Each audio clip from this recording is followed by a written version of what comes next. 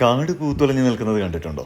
ഇനി അഥവാ കണ്ടിട്ടില്ല എന്നുണ്ടെങ്കിൽ വയനാട്ടിൽ മുത്തങ്ങ വഴി ആരെങ്കിലും ട്രാവൽ ചെയ്യുന്നുണ്ടെങ്കിൽ നമ്മളുടെ തകരപ്പാടി ചെക്ക് പോസ്റ്റിൻ്റെ സമീപത്തുള്ള കാട്ടിലെ പുൽമൈതാനിയിലേക്കൊന്ന് നോക്കണം.